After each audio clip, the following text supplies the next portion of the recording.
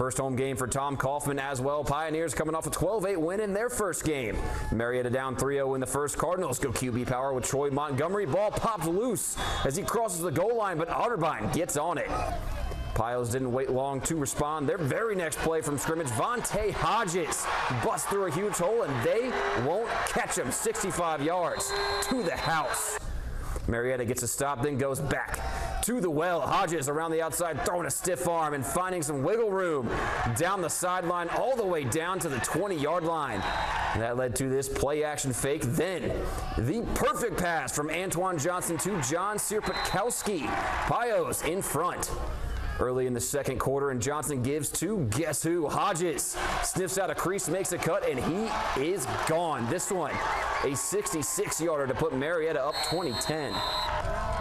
Braden Bales gets the PIOD to jump. Free play, so he launches towards the end zone. And how about this catch from Zane Dunning, securing it with a defender on him for a touchdown.